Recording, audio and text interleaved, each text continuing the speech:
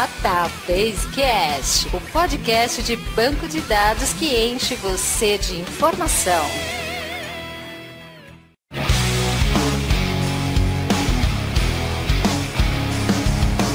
Olá pessoal, meu nome é Mauro Picchigliani e sempre que eu ouço falar no DB2, eu fico imaginando, cadê o DB1?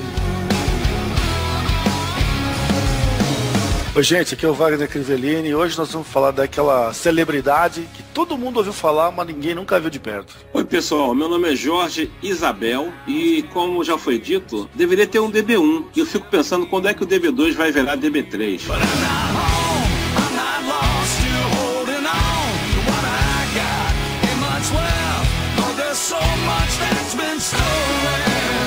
É isso aí pessoal, nesse episódio do Databasecast vamos falar um pouco sobre a história do DB2, esse sistema de gerenciador de banco de dados de grande porte e quase centenário, Wagner. Você que é das antigas aí, deve saber que o DB2 é um dos bancos de dados mais antigos que a gente tem. Com toda certeza, é uma história bastante longa e de banco de dados relacional realmente foi um dos primeiros. A gente tem aqui com a gente o Jorge Isabel. Não estranhe se a gente acabar chamando só de Isabel, eu acho que você chama ele assim. Sacanagem, eu chamo mesmo. Você não se incomoda não de ser chamado de Isabel? Não, tranquilo. Tem algumas empresas que incentivam isso, você só chamar pelo último nome, principalmente empresa americana, como aí é o caso da IBM. Mas vamos padronizar no Jorge, é mais tranquilo. Jorge, você falou que trabalha com o DB2 e está esperando a próxima versão e queria saber, você trabalha mais com mainframe, mais com desktop? Eu trabalho com o DB2, que a gente chama de distribuído, para plataformas AX, Unix e Z-Linux, que está dentro do mainframe, mas na verdade é uma caixa preta como se fosse um Linux à parte. Vamos seguir falando sobre a história do DB2 logo após a leitura de e-mails, comentários e tweets.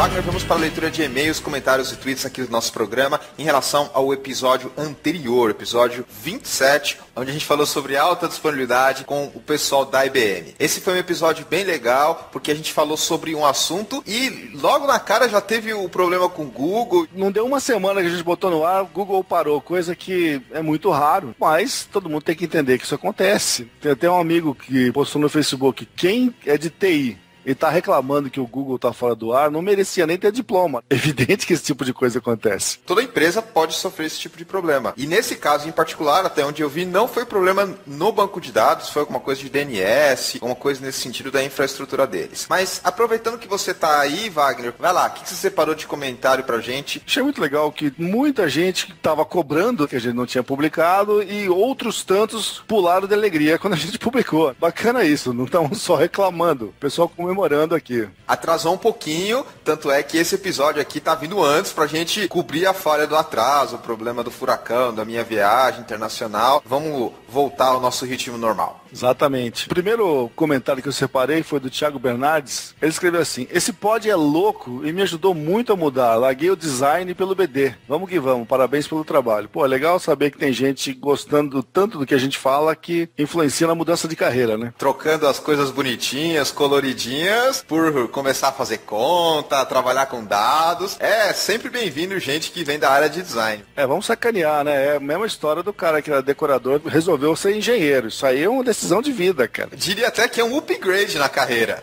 Não, upgrade eu não posso falar porque isso não é politicamente correto, né? Mas é uma mudança radical.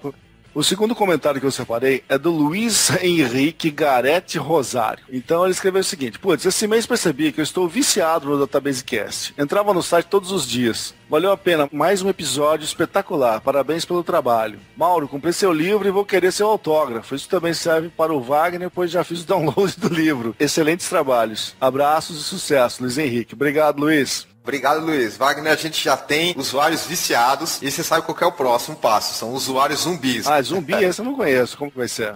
Começa com o usuário viciado, depois o usuário zumbi e depois vem o usuário stalker, que fica atrás da gente querendo ir pra onde é que a gente vai. Nesse caso, eu prefiro as usuárias stalkers. Não tem problema, não. Obrigado, Luiz. Se a gente se encontrar em algum evento que a gente sempre está participando, eu autografo o seu livro sem problema nenhum. No meu caso, eu peço para ele imprimir o livro para eu poder dar um autógrafo, senão não vai dar certo. A gente dá um jeito. Autografa braço, autografa perna, autografa rosto, autografa seio, faz qualquer negócio.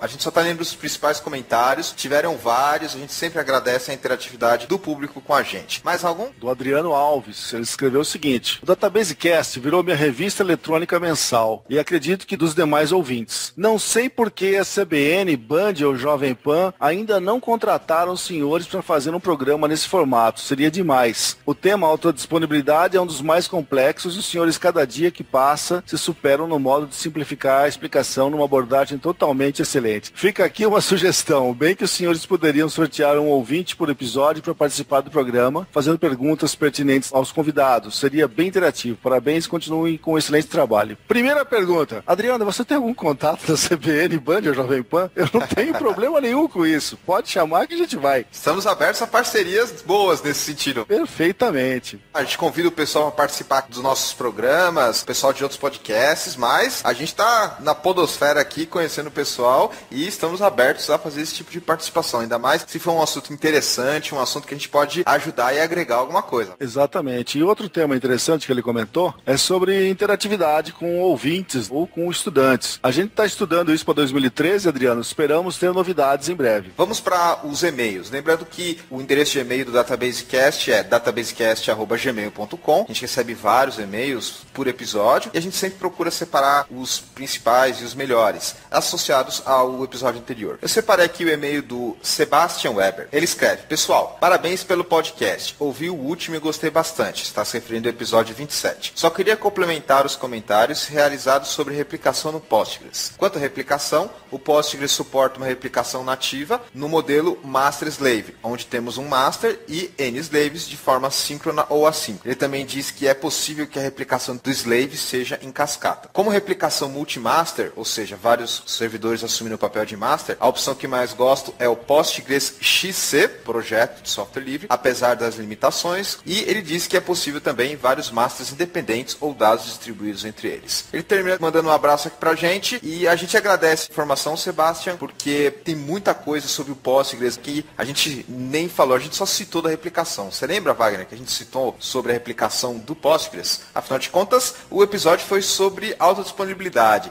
e a gente tá pensando em gravar um episódio só sobre replicação. Pois é, e como nós bem comentamos durante a gravação, nem nós, né, os entrevistados, era especialista em Postgres, então ficava complicado a gente dar muita opinião. Eu, particularmente, não tinha embasamento suficiente. A gente sabia que existia, mas obrigado pelos comentários aí. Seguindo adiante, eu separei um tweet do @Thiago Priest. Ele escreveu o seguinte, Wagner: @Piquiliani, @WCrivelini, que são os nossos logins no Twitter. Parabéns pelo DatabaseCast. Novo ouvinte a partir do Cast 27. Dica de pauta: criptografia em banco de dados. E aí, Wagner, se empolgou a falar sobre criptografia em banco de dados para esse novo ouvinte? Rapaz, é um tópico interessante, hein? Eu não me lembro se a gente tinha isso listado para 2013, mas se não estava, vai entrar. Com certeza a gente tem noção que segurança em banco de dados é um tópico muito importante e quando a gente for falar de segurança em episódios futuros, provavelmente nós vamos citar esse aspecto que é a criptografia, que é algo bem específico e geralmente a gente não grava um episódio assim sobre uma funcionalidade específica, a gente fala algo mais geral e aí dentro do programa a gente vai pontuando, Wagner. Bom, com isso terminamos a leitura de e-mail, vamos lá falar sobre história do DB2 com mais um colega seu da IBM, Wagner? Precisava ser da IBM, que agora vamos falar sobre a história do DB2, mas com prazer temos aí o Jorge Isabel, vamos lá. Então fiquem aí com o programa onde a gente fala sobre história do DB2. Lembrando que esse episódio aqui sai um pouco mais cedo em relação aos anteriores.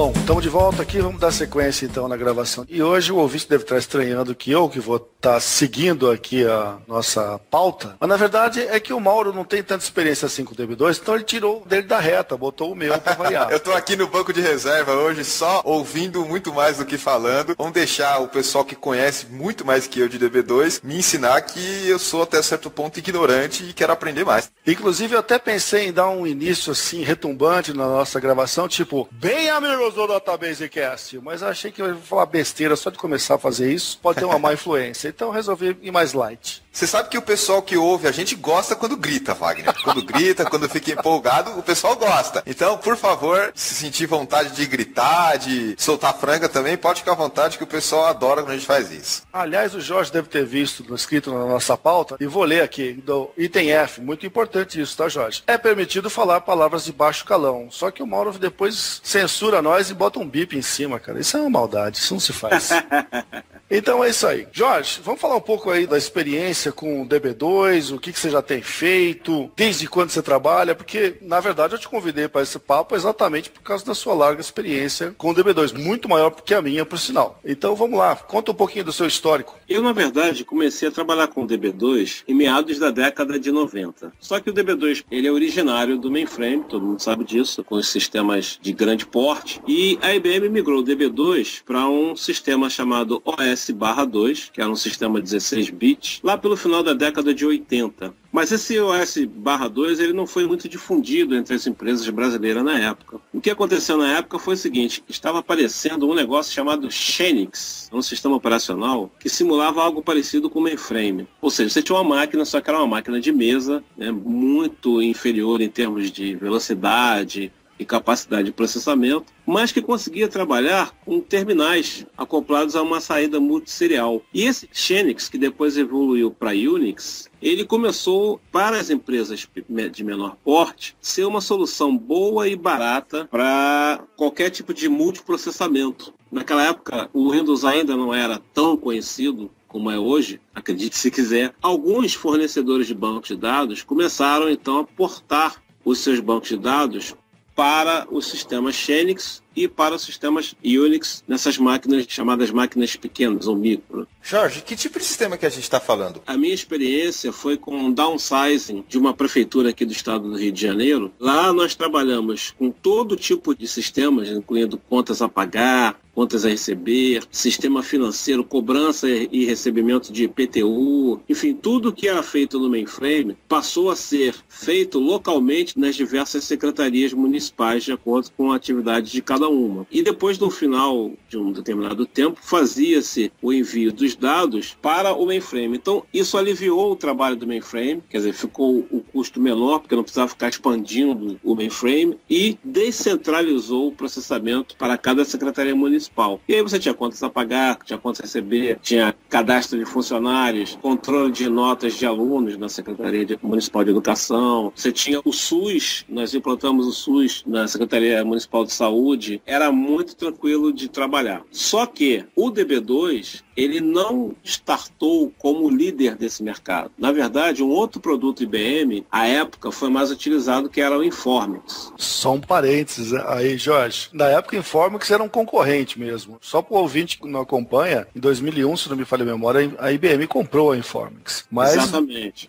Por um bom tempo, a Informix foi um sério concorrente à plataforma distribuída. Exatamente. Eu acredito que essa compra do Informix tenha sido uma estratégia de market share, porque, como eu disse, o Informix ele chegou primeiro, estou falando de mercado Brasil, concordo nas máquinas de menor porte. Então, o que acontece? O DB2 veio, foi migrado, por volta de 1994, 95, a IBM fez o seguinte, ela lançou a arquitetura RISC para concorrer com esses diversos micros que existiam, e dentro da arquitetura RISC, ela começou a distribuir o DB2, que foi a primeira ou segunda versão do DB2, deixa eu ver, eu acho que era o DB2 versão 1.0. 2.2, se não me falha a memória. Quando a IBM jogou no mercado a arquitetura RISC, que realmente era muito mais parruda do que os chamados micros, os concorrentes de outros fornecedores, e nós tínhamos vários fornecedores, inclusive no Brasil, existia DigiRede, existia, como existe ainda, Intel, e a arquitetura RISC, ela teve uma grande aceitação. Eu trabalhei num projeto das lojas americanas de automação de lojas, foi o primeiro grande projeto de automação de lojas em que a IBM participou, e o concentrador de vendas, o que é o concentrador de vendas? Você tem lá as caixas, que a gente chama de PDV, e tudo que é registrado vai para uma máquina central. Essa máquina central não era um mainframe.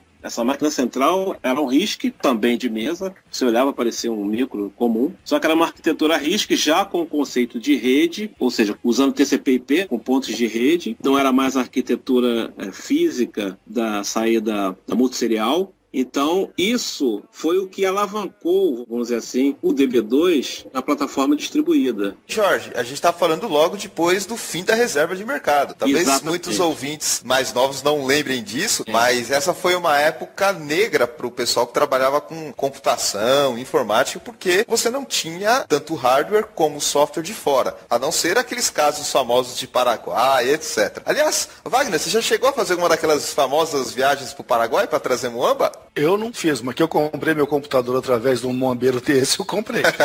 E você, Jorge, chegou a fazer? Era meio que moda naquela época. O pessoal queria fazer bom negócio. Não, eu não cheguei a fazer não, mas você tocou num ponto muito importante. A IBM sofreu com a reserva de mercado. Houve um projeto chamado Barra 32, e que foi bloqueado pela Secretaria Especial de Informática, e todo um aparato que a IBM tinha montado no Brasil de fabricação de hardware, de instalação de software e treinamento de pessoal foi desativado por conta de uma imposição legal, se é que podemos chamar assim, de mercado, porque a Secretaria Especial de Informática, à época, disse que contrariava a reserva de mercado. Mas ainda assim, depois que acabou realmente a reserva, a IBM trouxe a arquitetura RISC e com ela introduziu o DB2 para empresas de menor porte. E foi aí, no Brasil, que as coisas começaram a fluir um pouco mais. Contudo, vamos dizer assim, já havia uma forte tendência do mercado brasileiro a pegar outros bancos de dados. O DB2 ele custou um pouco a decolar nessa área que eu trabalho. Quando chegou a época de 1995, 96, por aí, a IBM portou uma versão do DB2, a 2.1, para o Windows NT. E aí sim, aí a coisa começou a funcionar, porque todo mundo estava usando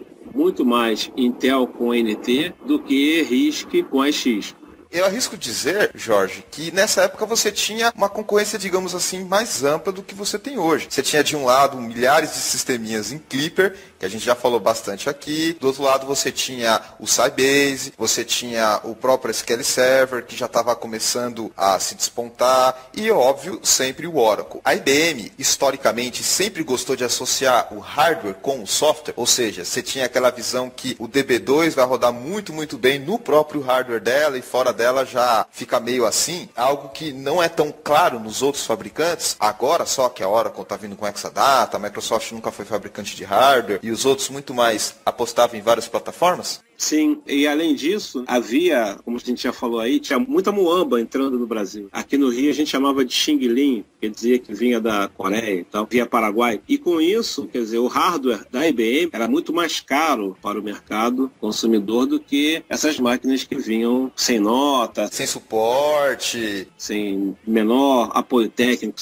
sem garantia, exatamente. Aí o que acontece? Realmente, o DB2 estava intimamente ligado até meados de 90, a arquitetura RISC, que era hardware IBM. A IBM, sentindo isso, ela portou para o Windows NT. Só que também o Windows NT, foi um sistema operacional pesado, não rodava em qualquer equipamento. Então isso também foi uma dificuldade para que o DB2 pegasse mais um pedaço do mercado, porque nem todo mundo usava NT. Com o NT, a Microsoft começou a controlar melhor a questão da pirataria do sistema operacional deles. Isso é uma época pré-Linux, então você não tinha muita escolha. Ou você ia por esse lado da IBM que você falou, provavelmente com AIX, talvez alguma coisa já de ZOS, AS400, e no caso você tinha essa solução do Windows NT e outras coisas, tipo redinha Lantastic, muito Novell na época também, se eu não me engano. Exatamente. Tinha muito Novell também. Um detalhe também, né? O DB2 não tinha o poder de processamento que tem hoje. A primeira edição empresa Enterprise, vamos dizer assim, que foi o Extended Enterprise Edition, foi anunciado em 97, 98, por aí. Na verdade, o DB2 Universal Database, versão 5.0. E esse DB2 UDB é que começou realmente a permitir que empresas que já haviam crescido pudessem ampliar mais o seu poder de controle e acesso a dados. Ele já vinha com uma arquitetura chamada Fast Communication Manager Protocol, transmitia dados mais rápido, já tinha uma Virtual Interface Architecture bem mais poderoso do que as versões anteriores. Entre 98 até o ano 2000, a IBM avançou nas versões 5, 6 e 7, mas ainda tinha muito o que consertar. Como DBA, você não conseguia alterar dinamicamente parâmetros de banco de dados, você tinha que parar o DB2, alterar a configuração, depois colocar o DB2 no ar de novo. As missões críticas eram um pouco prejudicadas, porque às vezes você tinha que fazer manutenção no banco, ou de madrugada, ou no feriado, ou no domingo. Agora, quando veio a versão, já no ano 2002, por aí, a versão 8, aí sim, aí a coisa ficou muito mais robusta, porque você tinha já recursos de inteligência no DB2, foi quando realmente o produto começou a ficar inteligente. Eu me lembro que os clientes que tinham no mundo, aí eu já trabalhava já de uma forma mais mundo, vamos chamar assim. Não trabalhava só no Brasil, trabalhava com projetos já fora do Brasil. E eu me lembro que a versão 7 para 8 foi rapidamente migrada, na maioria das vezes, porque o impacto foi muito grande, quer dizer, a mudança foi muito grande. Você tinha já conceitos de tuning embutidos já no DB2, o chamado SMART, o Self-Management and Resource Tuning. Quer dizer, você já tinha essas features que já definiam automaticamente se a coisa estava indo bem ou não. Você já podia mudar parâmetros de instância e de banco de dados sem ter que parar o DB2, quer dizer, alguma coisa ainda precisava tirar o banco do ar, mas era muito raro. E já a essa época, como você falou anteriormente, quer dizer, em 2001, por aí, a IBM comprou o Informix, agregou o Informix ao seu produto. Como o Informix já tinha crescido nesse mundo, vamos chamar assim, de Unix, de Xenix, de Windows NT, o produto já era muito mais adequado a essa plataforma de menor porte e com todo esse conceito de rede que o Windows trouxe para nós, profissionais. O que a IBM fez? Inteligentemente, ela agregou características do Informix no produto DB2. Isso é um detalhe interessante, acho que pouca gente teve contato já com o Informix e não conhece muita coisa disso, Jorge, mas é interessante que até hoje existe um marketing que traz paralelamente DB2 e Informix. O DB2 tem mais, digamos, versatilidade em termos de plataforma, mesmo porque ele não nasceu na plataforma distribuída. E a IBM manteve o Informix até hoje, fazendo propaganda baseada nessa especialização do Informix com o distribuído. O DB2, a história é mais longa, mas ainda hoje temos as duas coisas rodando em paralelo, vamos dizer assim. Exatamente. Isso, inclusive, eu presenciei. Eu trabalhei também com Informix, nesse tempo todo que a gente estava falando. Os clientes Informix ficaram assustados quando souberam da compra do Informix pela IBM. Jorge, será que assustado seria a palavra correta? Será que eles não ficaram muito bravos? Ou ficaram se sentindo traídos? Não, pelo menos no Brasil a palavra é assustado, porque houve um concorrente que utilizou essa compra, né, essa operação comercial feita pela IBM, para visitar clientes Informix, e eu nessa época trabalhava num cliente Informix, e dizer para os caras o seguinte: olha, a IBM comprou, vai acabar, não tem mais manutenção, não tem mais suporte, é melhor vocês migrarem para nós. Você não vai falar o nome desse concorrente não, né, Jorge? Eu gostaria de não falar. Precisa? De não falar. Pois eu vou fazer a segunda pergunta, precisa falar? Eu acho que não precisa falar, né? Bom. Acho que quem ouviu entendeu. Quem ouviu entendeu. E eu vivenciei isso. Na época eu trabalhava numa repartição pública, né, e a nossa base era a Informix. Quando a IBM comprou, nós fomos visitados e fomos levados a 2 ou 3 palestras, congressos, não sei o que, né? Até fora do Rio de Janeiro, São Paulo, em que os caras falam, olha, é melhor vocês migrarem logo, porque vão ficar sem suporte. Né? E só que não aconteceu, quer dizer, a IBM manteve, não só manteve como hoje o Informix, ele evolui, quer dizer, à época eu trabalhava com o Informix 9.4 e hoje ele está acho que em 12 ou 11. Se não me engano é 12 também, eu não sei se estou confundindo com o Sybase, mas eu acredito que é 12 também. Pois é, o produto continua evoluindo, algumas features que tinha no produto foram incorporadas ao DB2 por essa experiência já do Informix com essa área de menor porte. E aí foi surgindo, então, voltando para o DB2, por volta de 2002, final de 2002, foi lançado a versão 8, como eu falei, que tem o Smart. Já havia carga de dados feitas online, o que era complicado nas versões anteriores. Já havia o melhor controle de buffer pools e tudo mais, e alguns parâmetros de configurações que facilitavam bastante a nossa vida. Mais adiante, a IBM lançou a versão 9. Eu já estava, inclusive, na IBM nessa época. Isso aconteceu em 2006. Essa versão DB2 deixou de ser chamado de UDB, Universal Database, passou a ser chamado realmente só de DB2, veio com mais segurança de dados, mais proteção de dados. Para quem não sabia, o nome veio como UDB exatamente porque o Informix era UDB quando foi comprado. Então acho que até para manter uma compatibilidade, eles mantiveram a nomenclatura que existia no Informix. É até engraçado ver isso. Isso aí foi bem lembrado. Eu lembro quando a Informix comprou uma empresa concorrente para fazer um banco de dados objeto relacional. Na época, todo mundo ficou meio assim, assustado o que haveria de ser esse negócio. Fez um auê muito grande e só não teve um sucesso comercial tão grande que era muito difícil fazer esse negócio funcionar direito. Mas foi uma buzzword aí da época muito forte. Eu me lembro bem disso. É verdade. E já na versão 9, a IBM implementou o que a gente chama de HDR, né? High Availability Disaster Recovery. Peraí, na verdade não foi nem na 9, foi na 8.2. Quando você rodava o Fixpack e transformava o 8.1 em 8.2, ele já vinha com HDR, mas realmente o que marca mais sobre HDR é na versão 9 que já vinha embutido, você não precisava fazer mais nada. Eu não me lembro da concorrência na época, se já tinha High Availability naquela época nos concorrentes diretos. Você lembra de alguma coisa disso, Jorge? Não, sinceramente eu não me lembro não. Porque eu acho que foi uma coisa pioneira. Eu acho que foi alguma coisa pioneira. Isso aí era 2006, 2007. Por aí. Tá.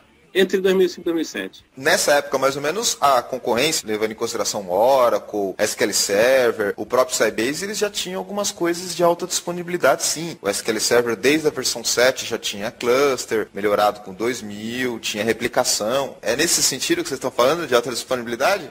Mas de verdade, porque falando daquele Server 7 com cluster, você tá me matando do coração. Não, tinha. Tem uma sim. Coisa, funcionar era outra. A partir do SQL 2000, eu concordo inteiramente que é um produto bem legal e ficou um negócio muito mais robusto, mas eu realmente não confiava muito nos produtos do SQL Server anteriores. Eu achava o 6.5 muito fraco e o 7 muito melhor, mas ainda em andamento. A partir de 2000, eu concordo com você qualquer elogio que você fizer. E até hoje eu sou fã de SQL Server. O meu grande problema, eu sempre digo, o problema não é o SQL Server, o problema é o danado do Windows. Esse que é o problema, essa é a questão. Quando a IBM lançou a arquitetura RISC, ela portou o Windows NT para rodar na arquitetura RISC. Houve um acordo entre a IBM e a Microsoft. Quem conhecia o AIX não aceitou o NT por causa de alguns problemas, como o Wagner acabou de falar, que o danado do Windows às vezes gera, inclusive a questão de vírus e tudo mais. Mas enfim, eu concordo com o Wagner, eu acho que o SQL hoje, o SQL Server, ele já está um produto maduro, mas o problema é que ele roda no Windows, e o Windows está maduro, mas não está tão maduro, por exemplo, quanto um AIX,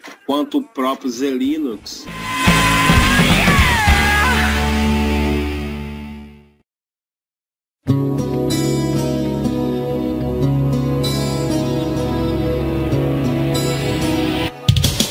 Vamos agora falar um pouquinho sobre as funcionalidades, características e os recursos que a gente tem aí em termos de DB2 em todas as plataformas. Lembrando que DB2 roda em mainframe, roda em Windows, roda em Linux, X, HP, UX, tem um batalhão de versões aí funcionando praticamente do mesmo jeito. Ô Mauro, você tá quietinho também, rapaz.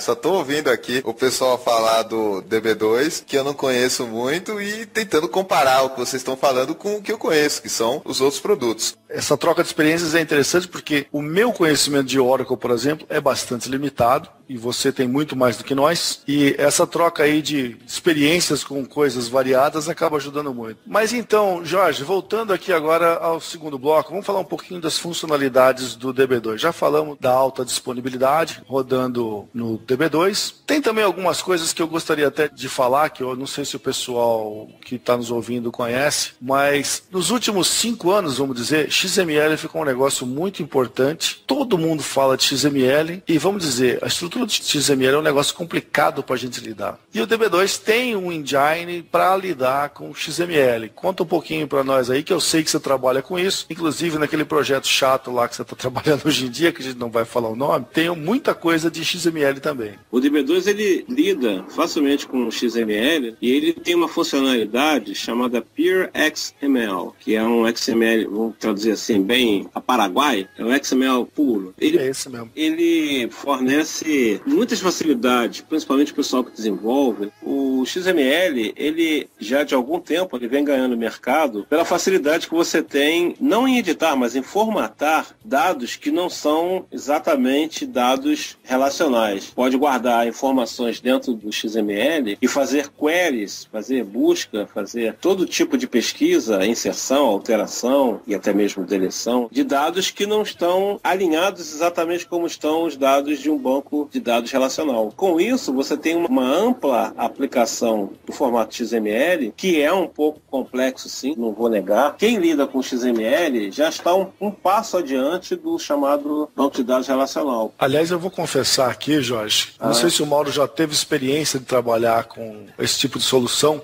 mas para mim é difícil acostumar o cérebro a mexer com os dados daquela maneira, cara. Confesso que eu estou ainda no paradigma do relacional. Eu vejo projetos que o pessoal usa isso de uma forma muito natural e, digamos, até que transparente, mas eu ainda não me sinto tão confortável assim para trabalhar dessa maneira com os dados em XML. Já trabalhou com isso, Mauro? Eu enxergo da seguinte maneira, Wagner. Primeiro que eu já trabalhei com XML, mas a principal funcionalidade é na interoperabilidade que você tem com o XML, para trocar dados com outras aplicações. Do ponto de vista de banco de dados, eu enxergo dessa maneira. O dado está lá armazenado nos seus data files, no seu formato interno, nas suas páginas de dados, suas páginas de índice, e o XML é uma das opções que você tem para pegar o dado que está no banco de dados e jogar para outro lado. A maneira que você faz isso pode ser mais fácil, pode ser mais difícil, mas a principal funcionalidade dele é justamente isso, é a interoperabilidade. É você pegar dado de um sistema e poder aproveitar em outro, ou vice-versa. E óbvio que existe toda uma questão de você poder representar melhor os dados, do esquema que você pode validar, você tem como colocar informações adicionais que são muito mais fáceis de serem visualizadas no XML do que em algo proprietário, junto com os arquivos de dados, com a tabela, com os próprios metadados internos. Então, ele te dá um poder muito grande para a interoperabilidade, no meu ponto de vista, Wagner. Eu não conheço as funcionalidades do IBM DB2, mas eu penso que é assim também. Ele tem lá o seu formato interno de armazenamento, e aí uma maneira de exportar dado para interoperabilidade é via XML. Ele deve ter os seus recursos para fazer isso bem. Não, é exatamente isso. Jorge, aí eu complemento a conversa do Mauro. Eu concordo inteiramente com o que o Mauro falou. Só que eu acho que da maneira como a gente trabalha em alguns projetos, o XML está tão solto ali dentro que ele faz qualquer coisa, cara. Eu me sinto um pouco mal, eu confesso, voltando a dizer, esse é meu paradigma do relacional, do estruturado. O cara fica tão solto ali que muda qualquer coisa, qualquer hora, eu fico um pouco preocupado com isso ainda. Então, eu entendo, porque a primeira vez que eu olhei para um dado XML, né, eu tive a mesma sensação. Eu falei, cara, eu não vou entender isso daqui. Não vou conseguir mexer com isso. A forma que o DB2 acessa, tem lá uma feature que é um indexador bem diferente dos índices relacionais. Para fazer uma pesquisa boa, bem rápida, você precisa habilitar esse text index. Eu vejo o seguinte, é uma questão de se acostumar, porque no meu caso, vocês me viram hoje para falar de DB2, eu sou oriundo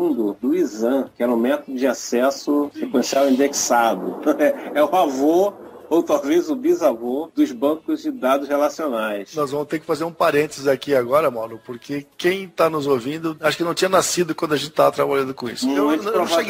Eu não cheguei a trabalhar com o Visan, o Jorge. Acessei informação de Visan, assim, mas eu não era um DBA ainda quando eu mexi com isso. Mas eram realmente o avô dos bancos de dados. Não existia banco de dados na época, tinha que se fazer alguma coisa de alguma maneira. Na verdade eu trabalhei com ISAN, que veio antes do Visan. Sim. Veio o ISAN, depois o Visan. Nós estamos falando aqui do chamado mainframe. Do VM, enfim, do DOS, VSE. E o Visan era um aprimoramento do ISAN, quer dizer, pegava os índices, jogava na memória, não tinha I/O, então conseguia acessar mais rápido, enfim. E aí vieram os bancos de dados. Mas antes de vir o banco de dados relacional, veio o DL1 da IBM, que era um banco de dados hierárquico, baseado na estrutura de ISAN. Pai, filho, primo, parente, isso aqui e tal. Esses caras, eles foram os pais aí do próprio DB2, né? Porque o DB2, como já falamos, nasceu no mainframe. Né? Isso, exatamente. São os pais do DB2. E eu vim passando por todos esses paradigmas e aprendendo e jogando fora, porque daí um tempo não tinha mais ninguém usando. E eu acho que o XML, ele é exatamente isso. Hoje, ele ainda parece assim meio complicado, porque, sem falsa modéstia, sem puxar a brasa para a sardinha da IBM, nós somos os percussores da utilização disso, quem trabalha com DB2 e XML. Mas daqui a um tempo, eu acho que esse conceito a gente já vai conseguir manusear melhor, porque, como foi dito, você troca informações, você troca dados entre diversas plataformas, sem aquele formato cimentado ali, de ter que ser relacional, nada disso. Inclusive, o XML ele fica separado dos chamados dados relacionais, isso dentro do DB2, quer dizer, são duas áreas à parte. Você tem o arquivo XML, que aponta para os dados relacionais, e ninguém controla isso. Quem controla isso é o próprio DB2. Vou falar do projeto que eu trabalho. Tem uma tabela de eventos lá. Então, o evento é numerado. Beleza, o evento é numerado, é chave primária e tal. Mas dentro do evento, você tem lá o líder do evento, você tem o participante do evento, e para quem está lidando com a tabela, é como se fosse uma tabela relacional qualquer. Só que você pode, por exemplo, fazer uma pesquisa e dizer assim, em quais eventos eu encontro o Wagner Crivellini, que está no XML, o nome dele, como participante. Mas você vai rodar um select contra a tabela, obviamente com algumas peculiaridades por ser XML, e aí sim, aí começa um pouco a falta de costume da gente, naquele formato de SQL, vai fluir normalmente, rapidamente, e você não está olhando um dado relacional, você está olhando um dado solto, como você mesmo disse. Você deve estar se referindo a uma X-Query. X-Query. Além do XML, que é uma característica que você destacou, uma das outras coisas que eu reparei no DB2, até onde eu pude ver, é que ele seguiu a linha da IBM de apostar muito no Java. Então você deve ter uma integração interessante com o Java, para fazer Story Procedural ou algo assim, e das outras, digamos assim, tecnologias de programação dele que já vem das antigas. Jorge, você deve ter visto que a partir da versão 9.7, que foi lançada acho que no final de 2010, se não me falha a memória, o DB2 suporta PLSQL, meu irmão, igualzinho o Oracle. Exatamente. Como o Jorge falou, agora nós temos um padrão aberto. Então o DB2 está seguindo nesse caminho de abrir as coisas para deixar todo mundo trabalhar da maneira como bem entender. Com isso, obviamente, aproveita todo o pessoal qualificado em PLSQL que existe no mundo inteiro. Isso é um negócio fantástico, não precisa aprender uma terceira linguagem. É verdade. Essa conexão com Java já foi uma abertura enorme. Você hoje tem realmente o DB2 muito aberto a aplicações Java, com o JDBC, que facilita tremendamente a vida dos desenvolvedores Java, e agora com essa entrada do PLSQL no produto, mais o X-Query. Então eu vejo que o DB2 hoje, ele é um produto efetivamente de ponta. Baseado em tudo isso, nós temos uma versão, o chamado DB2 Express C, que é uma versão totalmente livre, trabalha em Linux, Unix, Windows e também no Mac. Vem o chamado Pure XML e você pode desenvolver via Java, .NET, Ruby, Perl e outras aí que eu talvez não esteja me lembrando no momento. O Express C, ele é totalmente livre e ele não tem limite, por exemplo, de dados. Se você tiver uma empresa de um porte razoável, não precisa ser uma empresa muito pequena não, ele atende, porque ele trabalha com 2 CPUs, 2 cores, trabalha com 2 GB de RAM, é um um limite realmente, mas não tem limite para tamanho de banco de dados, não tem limite para número de conexões ou número de usuários, não tem nada disso. Eu vejo que o DB2 realmente, do ponto de vista técnico, ele está muito bem posicionado, tem que ser obrigatoriamente muito bem avaliado. Eu sou certificado Oracle 9i em PLSQL, sou certificado DB2 em todas as versões, desde a versão 8, inclusive sou Advanced na 9. Sou certificado Informix no IDS 10. Então eu consigo ter uma visão técnica sem paixão. Eu afirmo para qualquer pessoa que vá consumir hoje um banco de dados, seja ele relacional ou não, que o DB2 hoje atende muito bem, obrigado. Inclusive, eu ia até falar, não sei se você já teve a oportunidade de trabalhar com a versão 10 do DB2, que foi lançada há poucos meses, por sinal, mas eu estava estudando um negócio que me pareceu muito interessante, que são as tabelas temporais. Não sei se você teve a oportunidade de ver isso, mas é um negócio muito interessante para registrar automaticamente. O banco de dados controla versões dos dados que você tem dentro das suas tabelas. É um negócio que eu achei muito bacana, porque para muito negócio que tem por aí, você tem que fazer um malabarismo gigantesco de criar trigger aqui, trigger ali, outra tabela histórica, mais isso, mais aquilo, para saber se o nome do cliente X mudou para X1 e você tem que saber que data que ele mudou, por que mudou, que campo que mudou e assim por diante. E agora virou tudo automático na versão 10. E eu achei um negócio muito legal. Tem muita gente que precisava de uma funcionalidade dessa. Eu ainda estou digerindo todas as funcionalidades da 10.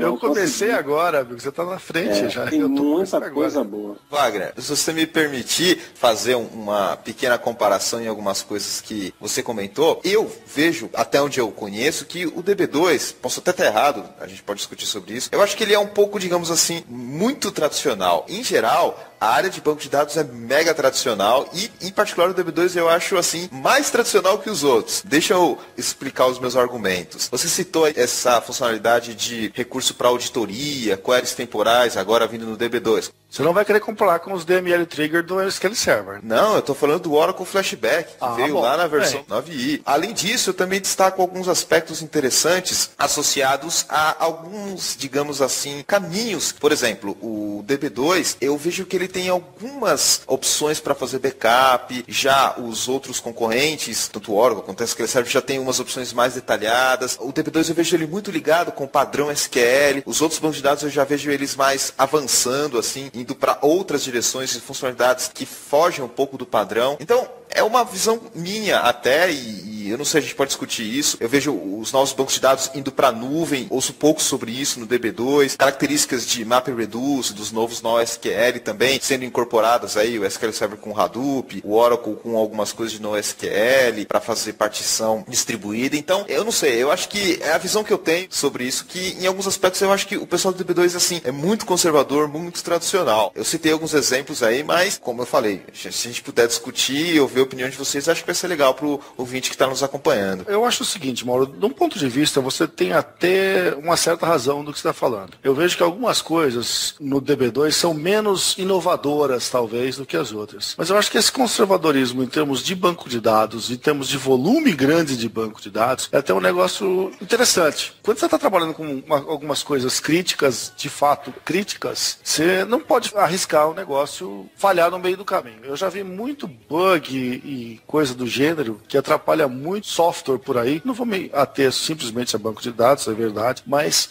a IBM é um pouco, vamos dizer, conservadora mesmo em relação a esse tipo de coisa. O segundo ponto que eu vejo é o seguinte: existe um certo cuidado quando se trata de DB2 de manter um certo nível de paridade entre os DB2 das diversas plataformas. E tem algumas coisas que realmente o pessoal do mainframe é um pouco mais conservador do que o resto das plataformas. O pessoal não abusa mesmo, tá? Mas em termos de segurança, de confiabilidade e de alta disponibilidade, que é o negócio que nós estávamos falando aqui, o DB2 está muito forte, Mauro. Nós estamos falando de coisas gigantes. Vou até mencionar um negócio que eu vi recentemente no Facebook. O maior Data Warehouse do mundo foi colocado no DB2. Tinha, eu não me lembro exatamente se eram 5.000, acho que era 5 peta, 5.000 tera numa aplicação DB2 distribuído. O DB2, inclusive, ele já está migrando para o chamado Big Data, para trabalhar já com File System, Hadoop, coisas do gênero. Eu estou considerando uma mudança tão importante quanto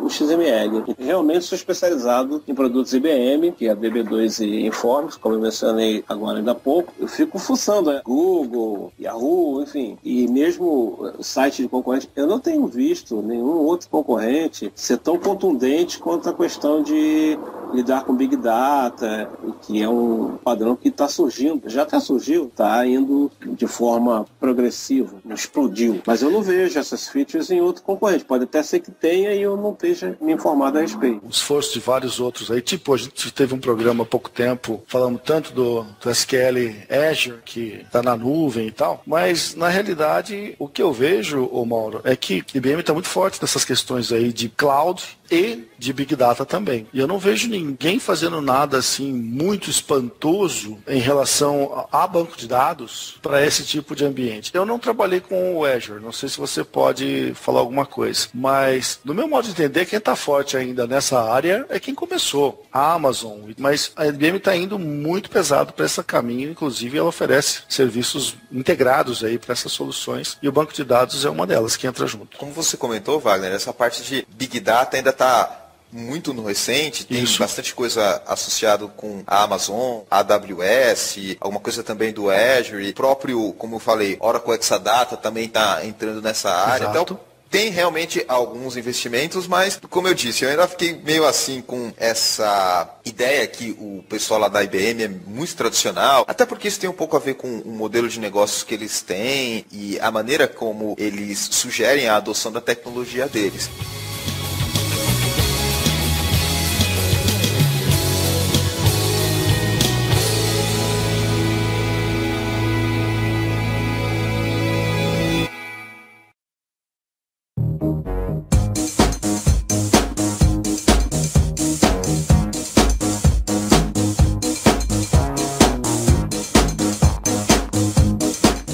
Agora sobre histórias e aplicações que a gente já passou na nossa vida profissional, trabalhando com DB2. Algum caso que você acha interessante, que você acha legal de comentar? Fique à vontade. Uma das histórias que eu sempre gosto de lembrar, e até falei aqui por alto, houve um instante em que um concorrente chegou e disse assim, olha pessoal, vai acabar o Informix, a IBM comprou o Informix, então coloca o nosso produto. Né? E a IBM não terminou com o Informix. E por não terminar com o Informix, acredite se quiser, alguns dos clientes Informix que eu conheço acabaram migrando para o DB2, porque a lógica, pelo menos os 2 clientes que eu conheço, a lógica deles foi a seguinte, bom, a IBM ela vai priorizar a marca DB2, que já é uma marca histórica dela, vai ampliar todas as funcionalidades e características que ela puder no DB2. Então eu vou fazer o seguinte, eu vou ficar com o Informix aqui, vou migrar para o DB2, vou ficar com o mesmo fornecedor. Quer dizer, isso aí mostra a força de uma marca, porque muita gente tinha o Informix, que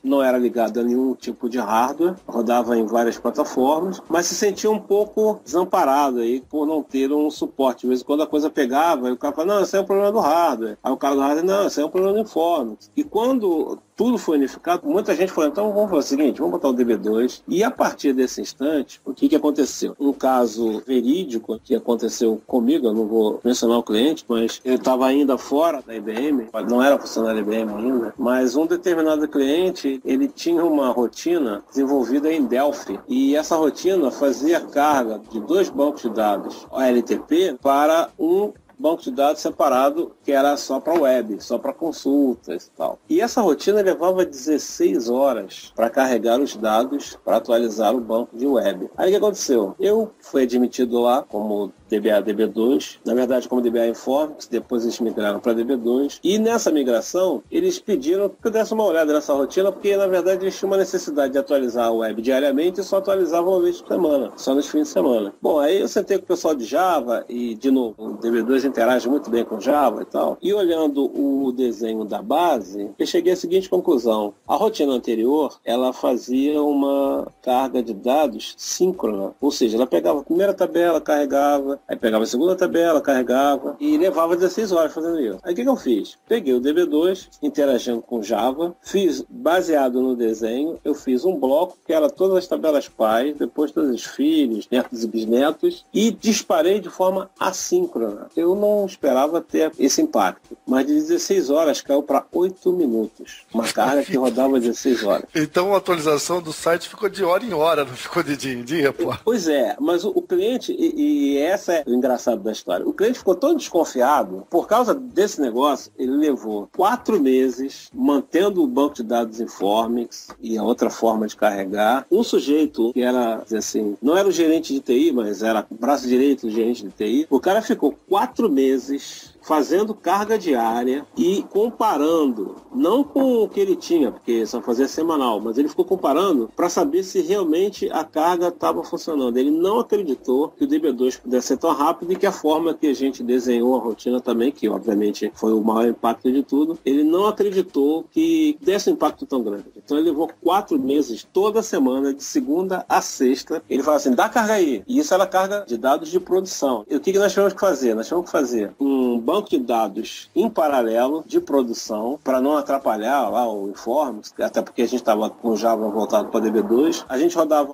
um backup à noite, baixava na outra máquina, fazia a leitura do Informix da outra máquina para o DB2 e desse DB2 a gente rodava no dia seguinte quantas cargas ele achasse que deveria rodar. E o cara ficou 4 meses e chegou à conclusão de que realmente a carga estava perfeita e aí ele acabou descontinuando o Informix e adotou o DB2. É uma empresa grande e realmente a carga passou a ser feita na realidade 2 vezes por dia. Fazia meio-dia e fazia às 18 horas ou 19 horas por aí. É um caso muito pitoresco, não só pela surpresa que causou, mas principalmente pela facilidade com que o DB2 se relaciona com o Java, uma coisa que na época o Informix não tinha. Nós estamos falando aí de ano 2001, 2002, por aí. E você, Wagner, tem alguma história interessante do DB2 que gostaria de compartilhar com a gente? Eu quero contar 2. A primeira com relação a uma pergunta que todo mundo sempre faz. A gente falou sobre esse assunto aí por alto, mas não demos o fechamento da coisa. A maioria dos nossos ouvintes é bastante jovem, não vai lembrar, mas no meio dos anos 80 inventaram uma coisa chamada reserva de mercado, que proibia importar... Proibia não, vamos falar do jeito oficial. Dificultava, e muito, importação de tudo quanto é tipo de produtos e serviços relacionados à tecnologia de informação em si. Esse negócio durou muito tempo.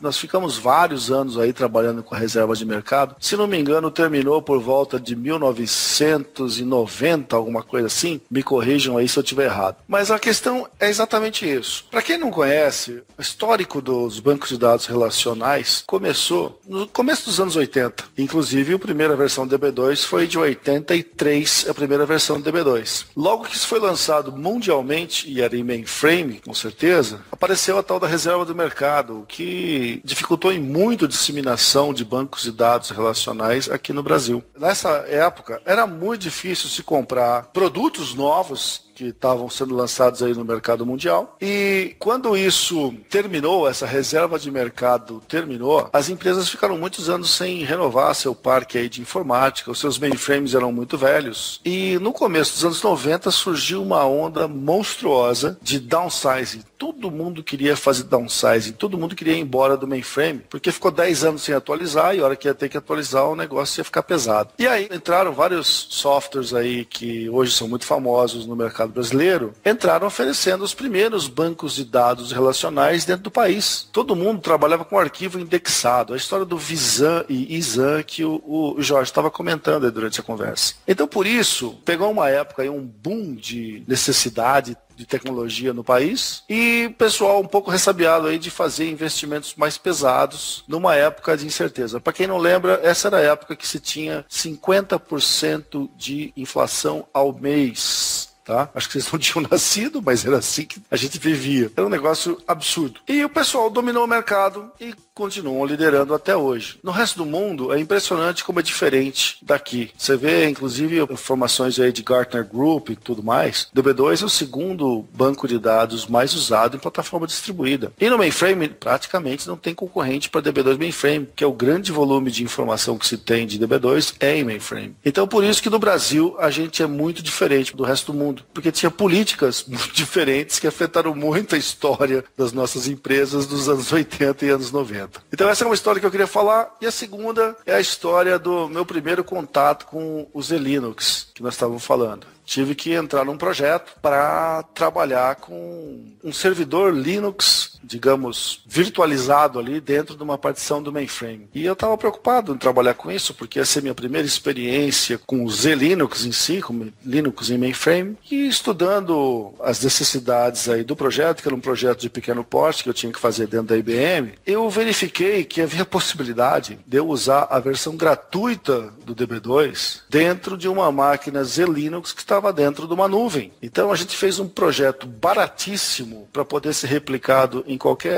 clientes de qualquer porte, usando versão gratuita de banco de dados, usando tecnologias gratuitas aí disponíveis no mercado, Java e tudo mais, PHP, e ficou uma solução muito bacana que foi inclusive um caso de sucesso aí que a IBM divulga mundo afora. O Wagner acabou de explicar um pouco por que o DB2 não reflete o cenário mundial aqui no Brasil, ou seja, no Brasil ele não é o líder de mercado, como é em outros países, muito disso devido ao histórico, reserva de mercado, etc. E isso me leva à pergunta, no Brasil, o DB2, eu vejo ele muito ligado à IBM. Eu acho que são poucos clientes que realmente não fazem como outros, ou seja, são clientes que, quando querem o DB2, fecham um acordo com a IBM para pegar o pacote completo de serviços, digamos assim. É muito mais raro, ou talvez nem tenha, e eu posso estar enganado quanto a isso, aquele cliente que vai lá, pega de um revendedor, compra o DB2 e trabalha com a solução dele. É isso mesmo? Ou seja, DB2 no Brasil é só com a IBM ou tem, digamos assim, esses casos isolados? Como acontece, por exemplo, com o próprio SQL e com os bancos de dados de software livre. E realmente o DB2 ele está muito ligado à IBM, e algumas pessoas ainda imaginam que a IBM é só mainframe, máquina pesada e muito cara. E talvez por isso nem pensem em DB2. O que existe também, além do trabalho do pessoal de venda, é divulgação junto a universitários e empresas de produto como o DB2 Express-C, que roda em qualquer plataforma, não precisa ser uma máquina IBM especificamente. Tem gente que não sabe que o DB2 roda em Windows, que só a Oracle, por exemplo, roda em Windows, ou SQL Server. Conheço gerente de TI que já me falou, não, eu não sabia que o DB2 rodava em Windows e que era um produto tão bom, tão parrudo. Eu estava com SQL Server, mas aí comecei a ter problema com quantidade de dados, e aí eu migrei para o Oracle. Então eu acho que esse é o problema brasileiro. Um pouco de informação sobre o software DB2, as facilidades dele e principalmente a portabilidade dele para outras máquinas que não IBM. Essa é a minha visão. Eu concordo que o primeiro item é esse que o Jorge comentou, mas eu ia acrescentar mais dois. Uma segunda razão é que historicamente, isso aí começou a mudar faz 20 anos, tá? Mas historicamente a IBM sempre foi uma empresa que foi vista aí pelo mercado como aquele cara que chega na empresa, quer oferecer o hardware, o software e o serviço, tudo junto. Isso foi muito verdade anos 50, 60, 70, 80, foi muito verdade. A IBM é uma empresa de 100 anos de história. Só que isso começou a mudar nos anos 90, quando entrou um presidente novo, começou a reformular aí a estrutura de trabalho da IBM e o modo como a IBM trabalhava. Mas isso não foi inteiramente percebido pelo mercado. Mudou a mentalidade, mudou a estratégia de negócio da empresa, muito mais focada no serviço do que propriamente nos outros dois tópicos, hardware e software. O único tipo de hardware que ela fabrica são os mainframes em si, que certamente está terceirizado, não tem mais linha de desktop nem nada. O outro item que eu ia falar, que é o terceiro aí da lista, que também a gente tem que considerar, é o seguinte: por muitos anos, nessa história longa aí da IBM, ela se dedicou muito a conquistar clientes de muito grande porte. No Brasil, a gente tem que entender que existem poucas empresas de muito grande porte. Tipo, das 500 maiores empresas do Brasil, elas têm um porte legal. A partir dessas 500, não tem muita gente muito grande. E, historicamente, foi esse o nicho que a IBM mais dominou mundialmente falando. A IBM teve vinculada a projeto de levar o homem à Lua, teve uma série de projetos aí internacionais. Recentemente mesmo eu publiquei aí no blog sobre o caso da IBM trabalhando num dos primeiros grandes projetos projetos de Big Data, que foi construir o Sistema de Seguridade Social dos Estados Unidos em 1937.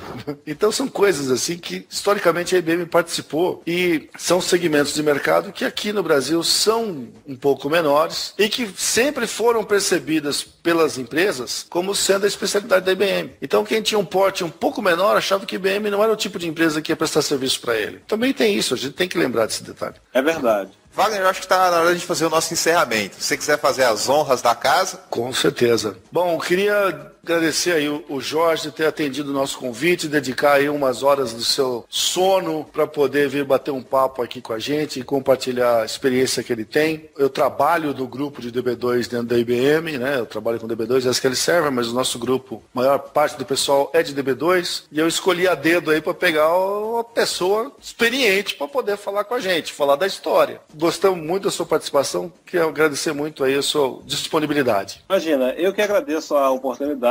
Wagner realmente é um grande colega, apesar dele dizer que escolheu a dedo, mas ele já me deu muitas dicas sobre DB2 também, é um cara que conhece muito de DB2. Virou assim?